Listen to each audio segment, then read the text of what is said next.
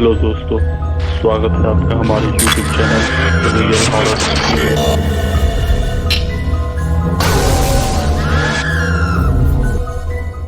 मुंबई में किराए का घर ढूंढना थोड़ा मुश्किल हो सकता है, खासकर उन लोगों के लिए जिनकी शादी नहीं हुई है। मिनी की भी यही प्रॉब्लम थी। उसे अपना घर खाली करना था और वो अंधेरे के पास में ही एक 1 BHK ढूंढ रही थी अपने लिए। मिनी एक मॉडल थी। वो काफी दिनों से घर ढूंढ रही थी, पर अभी तक उसे कुछ नहीं मिल रहा था। कितने सारे एजेंट से बात किया, ऑनलाइन ढूंढा, मगर ढंग का घर उसे मिलने से रहा। वो अब काफी फ्रस्ट्रेट हो चुकी थी।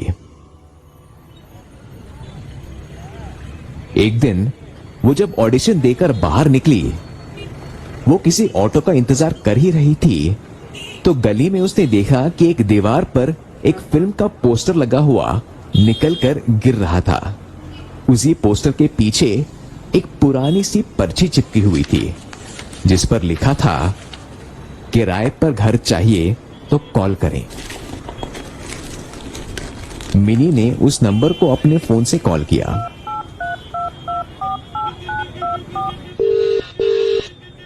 कॉल करने पर फोन पे कुछ अजीब सी आवाजें आ रही थी। उसने फोन काट दिया और वापस घर चली गई।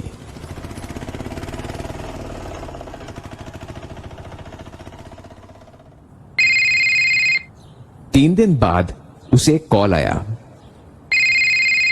ये कॉल उसी नंबर से था जिस पर उसने 3 दिन पहले कॉल किया था। मिनी को वो कॉल देखकर थोड़ा अजीब तो लगा, मगर फिर भी उसने कॉल आंसर किया। हेलो, मैं परेश भाई, आपको घर चाहिए ना? हाँ जी, मैंने ये नंबर एक पर्ची। एक घर है मेरे पास, 1 BHK, देखने आ जाओ ठीक 1 घंटे में। जी हाँ, मैं घर देख रही हूँ, पर कैसे? फोन काट दिया। वापस कॉल करने पर फिर से वही अजीब आवाज आने लगी। कोई कॉल नहीं उठाया। तभी उस नंबर से एक SMS आया। वो उस घर का एड्रेस था। मिनी थोड़ा घबरा गई और सोचने लगी कि ऐसे आदमी के बुलाने पर जाना सेफ होगा कि नहीं। लेकिन उसने सोचा, घर ना मिलने से अच्छा है कि एक बार ये रिस्क लेकर भी देखा जाए। वो घर के लिए बहुत डेस्परेट भी थी। हिम्मत करके मिनी ऑटो में बैठकर उस एड्रेस की तरफ निकल पड़ी।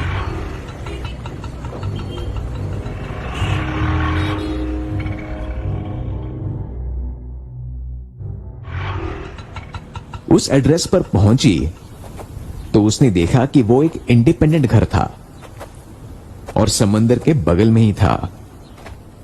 वो बहुत ही सुंदर जगह थी और घर के पीछे की तरफ ही बीच और खुला समंदर।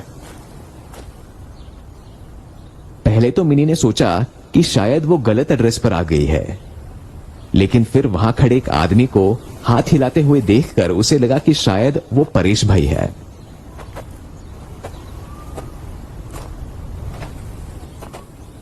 देखने में परेश भाई तो साधारण से 40-50 साल के आदमी थे, मगर पता नहीं क्यों मिनी को उन्हें देखकर कुछ अजीब लगा।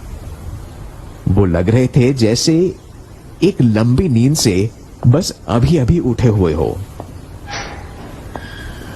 मिनी जब गेट के पास पहुंची तो बिना कुछ कहे परेश भाई घर के अंदर चले गए। मिनी भी हिचकिचाते हुए उनके पीछे चली गई। घर को अंदर से देखकर मिनी दंग रह गई। बड़ा सा ड्राइंग रूम जिसमें छोटी सी बालकनी थी। अंदर एक बेडरूम, किचन और एक बढ़िया सा चमचमाता बाथरूम। उस घर में कुछ चीजें पहले से ही थी, सोफा, बेड और कुछ अलमारियां। घर में एक स्टोर रूम भी था जिस पर ताला लगा हुआ था। परेश भाई, घर तो अच्छा है, लेकिन इतनी दिनों से खाली क्यों है? परेश भाई कुछ देर के लिए मिनी को बस लगातार घूरते रहे। मिनी को समझ नहीं आया कि उन्होंने सवाल सुना भी है नहीं। ऐसा लग रहा था कि वो मिनी को नहीं बल्कि उसके पीछे उस स्टोर रूम के दरवाजे को देख रहे थे। परेश भाई, आप ठीक तो है? खाली क्यों है मतलब? मतलब इतने दिनों से खाली है जबकि घर काफी अच्छा है। घर खाली कहाँ है? मतलब मैं हूं ना यहाँ, अब तुम भी हो। घर खाली नहीं है। ओह, अच्छा, लेकिन पानी और लाइट की तो प्रॉब्लम नहीं है ना? घर का कुछ प्रॉब्लम नहीं है, बस एक चीज याद रखना, वो स्टोर रूम मत खोलना, समझी? हरगिज़ नहीं खोलना। वहां जो सामान है मैं अगले हफ्ते शिफ्ट करवा दूंगा। स्टोर रूम क्यों नहीं खोलना? मैं समझी नहीं कुछ। चाहे कुछ भी हो जाए, वो दरवाजा नहीं खुलना चाहिए। मिनी ये सुनकर थोड़ा डर गई। हालांकि वो मन में सोच रही थी कि घर ना ले, पर ये घर काफी अच्छा था और बीच के पास घर मिलना तो एक सपना जैसा ही था उसके लिए। और वैसे भी एक बार घर मिल जाए फिर तो परेश से उसको मिलना भी नहीं पड़ेगा।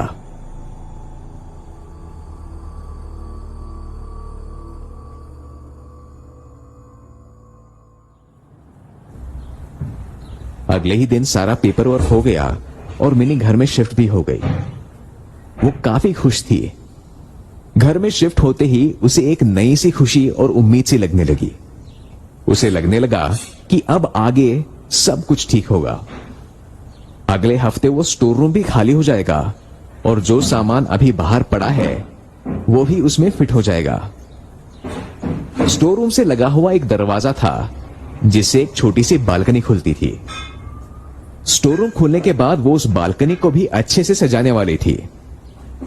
जिस स्टोर रूम की परेश भाई बात कर रहे थे उसका दरवाजा काफी अजीब था और जब भी मिनी उसको देखती थी तो एक अजीब सी रोशनी जैसे उसके आंखों के सामने आ जाती थी। पता नहीं क्यों जब भी वो उस दरवाजे को देखती उसे खोलने का मन करता, पर फिर उसे परेश भाई की बात याद आती और वो अपने आप को फिर से रोक लेती। मिनी ने संडे रात को अपने घर में एक पार्टी रखने की सोची, अपने नए घर की खुशी में। उसने सोचा कि वो पार्टी के लिए घर को अच्छे से सजाएगी और बालकनी में भी बैठने के लिए कुर्सियां डाल देगी ताकि जो लोग स्मोकिंग करना चाहे वो बालकनी में कर सके। रूम को सजाते वक्त पता नहीं क्यों उसे आइडिया आया कि क्यों ना वो स्टोर रूम के पीछे वाली बालकनी भी यूज कर ले। उसने सोचा, बस एक ही रात की तो बात है, कल फिर से वापस बाहर लगा दूंगी और अंदर का सामान कुछ भी डिस्टर्ब नहीं होगा। तो मिनी ने तय कर लिया कि वो पीछे वाली बालकनी भी खोल देगी, सिर्फ उस पार्टी की रात के लिए। उस स्टोर रूम का दरवाजा काफी पुराना और लोहे का था। पहले मिनी ने उसे खोलना चाहा, पर वो कुंडी जरा से भी नहीं हिली। वो थोड़ा तेल डालकर कुंडी को खोलने लगी तो एक तेज सी पतली आवाज के साथ वो कुंडी खुलनी शुरू हो गई। कुंडी खुलते ही अंदर से कुछ आवाज सी उसे आ रही थी। मिनी स्टोर रूम के अंदर चली गई। अंदर काफी सामान पड़ा हुआ था और थोड़ी धूल भी थी। स्टोर रूम में अंधेरा था, पर एक रोशनदार होने की वजह से अंदर थोड़ी रोशनी थी। कुछ टूटी कुर्सियां, कुछ बक्से और भी काफी सामान वहां पड़ा हुआ था।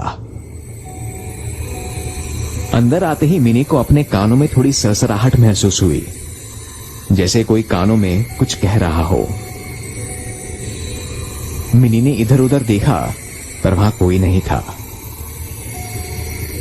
वो थोड़ा आगे बढ़ी और उसने जो देखा वो देखकर वो जैसे खड़ी की खड़ी रह गई। दीवार पर एक फोटो लगी हुई थी जिस पर एक पुरानी फूलों की माला टंगी हुई थी और वो तस्वीर थी परेश भाई की। फोटो के नीचे लिखा था, परेश दोदिया 1955 टू 1995।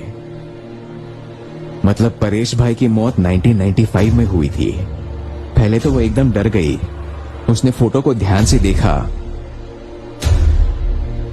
वो फोटो परेश भाई का ही था और वो अब डर के मारे कांप रही थी। वो जैसे ही कमरे के बाहर जाने लगी तभी जोर से दरवाजा बंद हो गया।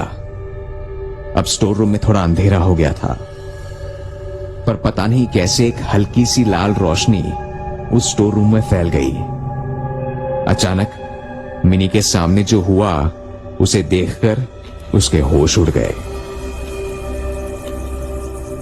उस लाल लाइट में हल्का सा धुआं हवा में रुक गया और फिर धीरे धीरे एक शरीर का रूप लेने लगा। उसने देखा वो परेश भाई का चेहरा था, पर पूरी तरह से कटा पिटा और कागज जैसा सफेद। पूरे चेहरे पर जैसे चाकू के घाव थे। मिनी अब सिर से पैर तक पसीने में डूब चुकी थी। वो डरते हुए बोली, परेश भाई, अब तो तुम सुनती क्यों नहीं हो? तुमको मना किया था ना स्टोर रूम का दरवाजा खोलने। परेश भाई ने अपने हाथ से इशारा किया और जब मिनी ने उस तरफ देखा तो वहां 5 कंकाल रखे हुए थे।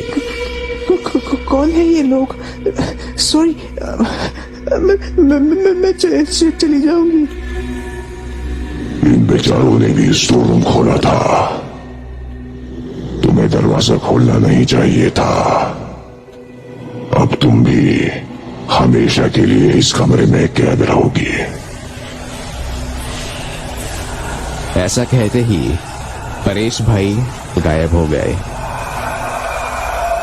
कमरे के दरवाजे खिड़कियां भी गायब हो गए। पूरा अंधेरा छा गया। मिनी चीखती चिल्लाती रही,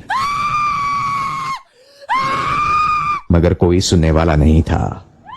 बस हाथों से ढूंढती रही कि कोई दरवाजा या खिड़की मिले, मगर उसके हाथ लग रहे थे तो बस उस कमरे के दीवारें।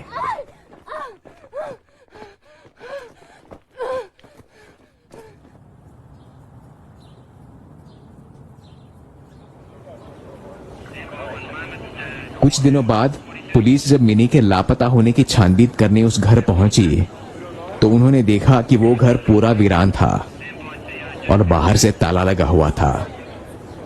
ऐसा लग रहा था जैसे कई सालों से वहां कोई नहीं रहा हो।